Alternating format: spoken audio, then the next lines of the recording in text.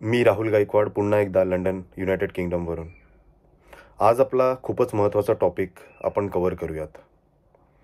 आपली country developed की developing, आणि जर डेव्हलप्ड आहे तर आपली कंडिशन ही का, आणि जर डेव्हलपिंग आहे तर किती वर्षापासून आणि कधी होणार.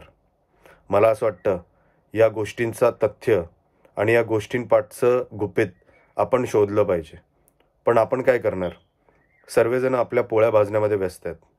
फक्त 15 ऑगस्ट आणि 26 जानेवारी आली की छातीवर झेंडा आणि झेंडावंदन करून घरी जाऊन गोड खाऊन झोपणे हे आपलं कार्यकार, आणि आपण त्याच्यानंतर बोलणे की भारत माझा देश आहे. मला असं वाटतं भारत मनात ठेवावा आणि आपला भारत वरती कसा जाईल याचा विचार करावा. आपण कधीच विचार करत नाही. बाबासाहेबांनी बनवलेलं संविधान, त्याचा आपल्या मुलांना आपण कधीच नॉलेज देत नाही किंवा त्याचा कधीच सार आपण समजून सांगत नाही. आज कदाचित आपण संविधानाचा सार आपल्या मुलांना समजवला असता तर जे महाराष्ट्रात आणि भारतामध्ये राजकारण चालू आहे ते राजकारण कधीच चालू नसतं. असो, आपला टॉपिक जो आहे डेव्हलपिंग अँड डेव्हलप्ड. आपण जर व्यवस्थित बऱ्याचशा साईट्स आहेत, बरेचसे सोर्सेस आहेत, त्या थ्रू जर स्टडी केली, so 1970 year of 1970 to 2023, if you can evaluate the debt on the India is around 1970 मध्ये जे डेट होतं आपल्यावर, जे कर्ज होतं, that was around 8 point, you can say around 50 billion USDs. That was the minimum the debt on that side that time. Every 10 years, if you can calculate, it has been increased by 10 times, almost 10 times. Right now, if you can calculate in 2023 December or 2024 start, that debt amount is almost 75.5% increased, which is around $635.30 billion. मग आपण पंचवार्षिक योजना केल्या, प्रत्येक 5 वर्षाने निवडणुकी घेतल्या, सत्ता आली, सत्ता गेली, बरेचसे क्लॅशेस आले. परत if you can ask me about रिसेशन्सही झाले.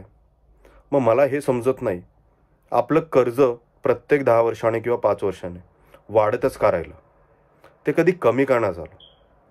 जर सरकारला आपण वोट देतो, एखाद्या लिडरशिपला आपण निवडून देतो, तर आपण जर त्या पर्टिक्युलर लिडरशिपला निवडून देतो तर मग आपण त्या लिडरशिपमध्ये काहीतरी बघत असू की तो लिडरशिप तुम्हाला एक स्टेपवर घेऊन जाईल किंवा तुम्हाला डेव्हलप्ड कंट्रीजच्या स्टेटसच्या बाजूने तुम्हाला घेऊन जाण्याचा प्रयत्न करेल. पण मला नाही वाटत तसं काही झालेलं आहे. मित्रांनो, डीप स्टडी करा, डिजिट्स ॲनालाइज करा, तेव्हा तुम्हाला समजेल आत्तापर्यंत तुम्ही निवडून दिलेले सगळे लीडर्स, याच्यामध्ये एकाही लीडरने आपल्या पर्टिक्युलर डेटवर विचार केला. Instead of only one leader, that is lady. Always ladies think about people. Indira Gandhiji होत्या, त्यांच्या वेळेस त्यांनी विचार केलेला की डेट कसं कमी केलं जाईल. त्याच्या व्यतिरिक्त एकही लीडरने या गोष्टीवर विचार केला नाही. आपण फक्त बाहेरच्या कंट्रीजकडनं किंवा बाहेरच्या बँक्सकडनं, IMF कडनं, वर्ल्ड बँककडनं, तसेच कमर्शियल बँक्सकडनं लोन घेत राहिलो, FDI करत राहिलो. पण त्याच्यानंतर आपल्याला त्याच्यामधून काहीच फायदा झाला नाही. मला असं वाटतं ही काळाची गरज आहे. आपल्याला वाटतं आपण फ्रीडममध्ये जगतोय, पण आपल्या देशावर जे कर्ज आहे ते कर्ज आपल्याला कसं हँडल केलं पाहिजे आणि कसं त्याच्यावर तोडगा काढला पाहिजे, ही खूप महत्त्वाची बाब आहे मित्रांनो. कारण आपण टुवर्ड्स टू डेव्हलप्ड नाही, आपण टुवर्ड्स टू डेव्हलपिंगपेक्षाही खालच्या स्टेजच्या टुवर्ड्स चाललेलो आहोत. मला असं वाटतं जर तुम्ही डिजिट्स पाहिले किंवा सिच्युएशन्स पाहिल्या की ह्या सगळ्या गोष्टी का झाल्या, याचे काही स्मॉल ॲनालिसिस आहेत जे मी केलेले आहेत, त्याच्याबद्दल मी तुमच्याशी ते डिस्कस करू इच्छितो. त्यामध्ये जर आपण debt ratio of India increase from 8.4 billion USDs to 635.3 billion USDs, that means around 76% of increment. That is definitely is the issue. Then if you can ask me about 75 years of independence, we are in 2024 right now. We have celebrated our 75% of Amrut Mahotsav. ज्याच्यामध्ये आपण ह्या गोष्टींवर कधी विचारच केला नाही की cross border टॅक्सेशन्समध्ये आपल्याला एवढा टॅक्स का लागतो, अदर कंट्रीज आपल्याला का टॅक्सेशन लावतात, रिटर्न्समध्ये आणि इम्पोर्टमध्ये आणि एक्सपोर्ट्समध्ये पण. FDI पॉलिसीज जेव्हा आपण साईन करतो तेव्हा आपले नेगोशिएशन्स एवढे वीक का असतात, इंटरनल पॉलिटिकल क्रायसिस एवढे जास्त का आहेत. त्याचं रिझन हे आहे की क्वालिटी ऑफ इंटरनल लिडरशिप आणि एज्युकेशनल सिस्टम, तसेच आपलं जे manipulation of the international politics in to our country which is definitely impacting a lot. Poor banking systems, तसेच तुम्ही जर पाहिलं तर most important factor is the oil trading and gold trading. त्याच्यावर आपण लक्षच देत नाही. आपण फक्त आणि फक्त, जसं मी सांगतो नेहमी, आपल्या पोळ्या भाजण्यामध्ये व्यस्त आहोत. तसेच तुम्ही जर मला विचारलं, जो इंडियन पॉलिटिकल सिस्टम जो आहे सध्याच्या स्थितीला, that is tending or that is the tendency from the parties nowadays to a certain group or community or certain caste. मला असं वाटतं बाबासाहेबांनी जे संविधान लिहिलं त्याच्यामध्ये आपण डेमोक्रेटिक म्हणजे सेक्युलर आहोत.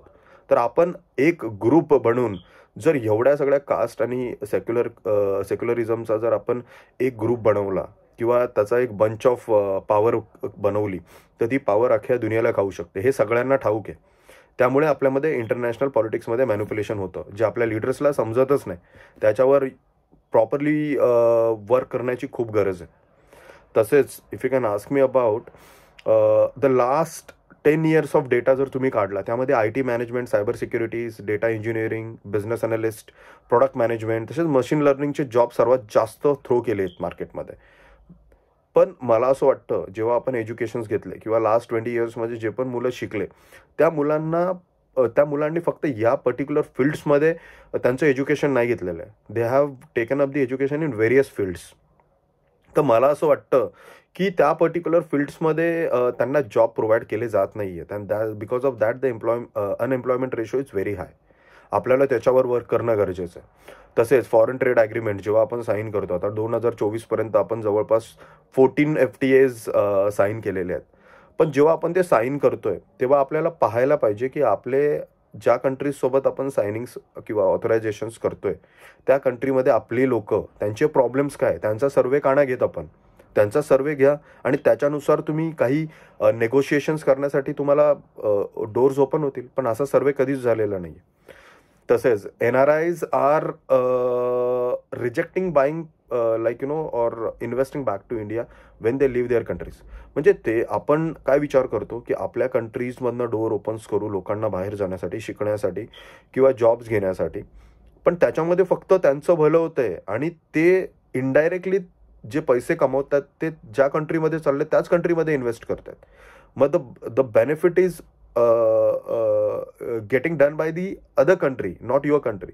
तर तुमचा फायदा काय, तुमची कंट्री फायनान्शियली कशी काय सपोर्टिव्ह होईल तुमच्या लोकांकडनं, कारण तुमचा सर्वात इम्पॉर्टंट फोर्स तुम्ही बाहेर पाठवताय. याच्यावर आपण विचार केला पाहिजे.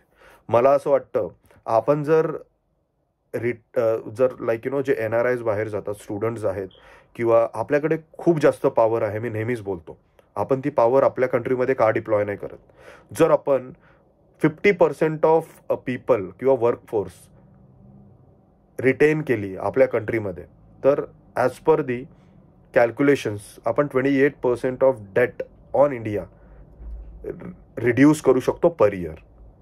That calculations based on the per capita income trends in USA, UK and EU, जे आपली लोक तिकडे जाऊन कमवतात प्रत्येक महिन्याला.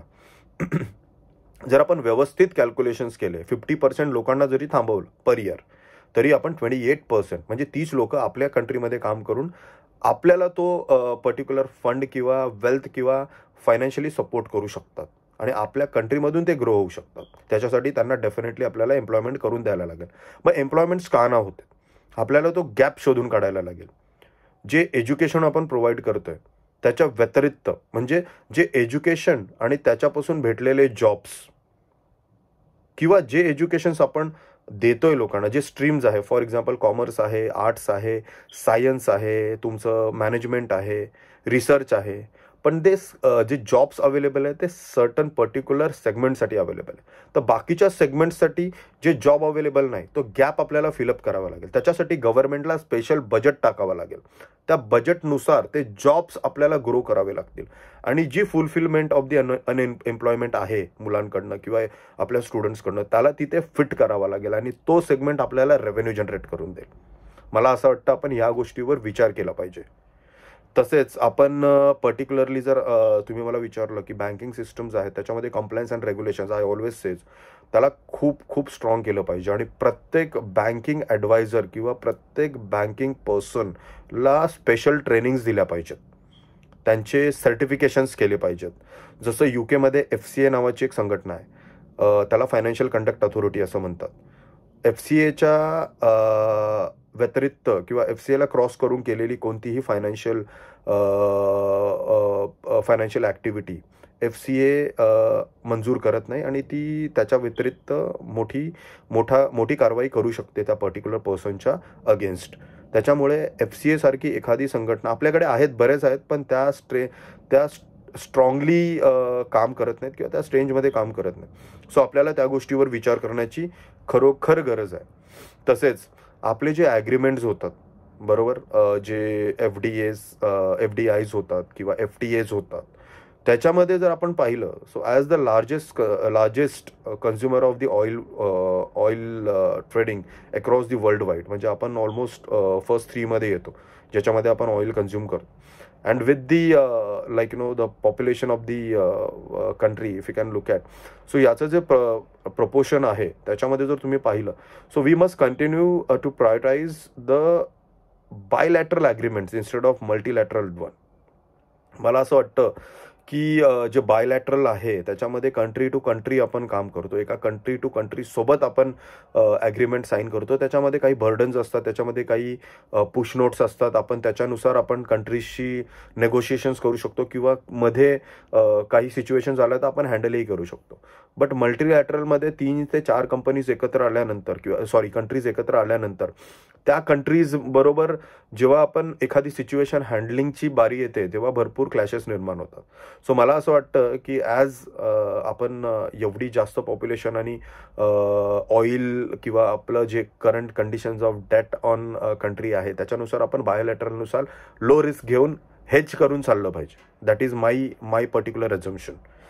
तसेच जर मला तुम्ही विचारलं तर रिअल चॅलेंजेस जे आपण फेस करतो इंडियामध्ये त्याच्यामध्ये the solution what I need to give it which is we need to think about की डेव्हलप्ड कंट्री आणि डेव्हलपिंग कंट्रीमधला डिफरन्स काय. डेव्हलप कंट्रीज ज्या आहेत त्या डेव्हलप कंट्रीजवर पण कर्ज आहे मित्रांनो, असं नाही की त्यांच्यावर कर्ज नाही आहे.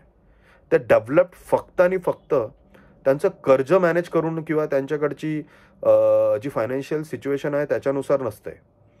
डेव्हलप कंट्री म्हणजे तुमचा एम्प्लॉयमेंट रेशो किती असतो, तुमची हॅपीनेस काय आहे, तुमचा हंगर रेशो काय आहे, पॉवर्टी काय आहे, तुमचे जे लीडर्स आहेत त्यांची क्वालिटी काय आहे. इंटरनॅशनल लेवलवर जेव्हा रिप्रेझेंटेशन होतं तेव्हा तुमच्या लीडर्सचं मत किती स्ट्रॉंगली ते मांडतायत आणि किती स्ट्रॉंगली आणि इनोव्हेटिव्हली लोक ॲक्सेप्ट करतात किंवा अदर कंट्रीज ॲक्सेप्ट करतात किंवा काय त्याच्यामध्ये वेगळं आहे ज्याने या जगाला आणि आपल्या स्वतःच्या देशाला फायदा होऊ शकतो. सो या सगळ्या गोष्टी मॅटर करतात. तसेच most important factor is the mentality. आता सध्याच तुम्ही पहा की जे आपल्या महाराष्ट्रामध्ये चालू आहे सगळेजण बिचाऱ्या वंचित बहुजन आघाडीच्या मागे लागलेत. पण मला हे समजत नाही की एक सिम्पलचा क्वेश्चन मी लोकांना नेहमी बोलतो, आत्तापर्यंत महाराष्ट्रामध्ये 20 मुख्यमंत्री झाले त्याच्यामध्ये एकही दलित मुख्यमंत्री नव्हता.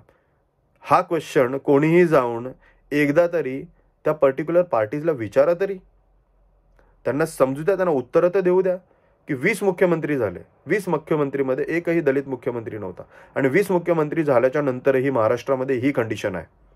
मग चान्स दुसऱ्यांना द्यायला काही प्रॉब्लेम नाही, तरी तुम्ही वंचित बहुजन आघाडीच्या मागे लागलात. अरे समजून घ्या, ते जे वंचित राहिलेले सत्तेपासून, जे वंचित राहिलेले एज्युकेशनपासून, वंचित राहिलेले त्यांच्या हक्कापासून, त्यांच्यासाठी प्रकाश आंबेडकर साहेब आपली जीवाची बाजी 70 वयामध्ये लावत आहेत.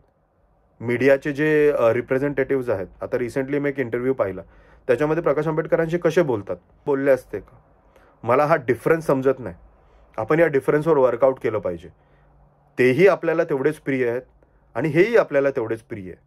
मला असं वाटतं इक्वॅलिटीची आपल्याला सर्वात जास्त गरज आहे आणि याच्यासाठी आपली मेंटॅलिटी, आपली जी थिंकिंग पॉवर आहे ही चेंज करणं गरजेचं आहे. एवढं बोलून मी आजचं मनोगत व्यक्त करतो. आणि आपल्याला जर डेव्हलपिंग पासून डेव्हलप्डमध्ये जायचं असेल तर मी बोललेल्या काही गोष्टींचा तरी तुम्ही विचार करू शकता. मला माहिती आहे 100% मी बोललेलं तुम्हाला मान्य होणार नाही, पण काही गोष्टी तरी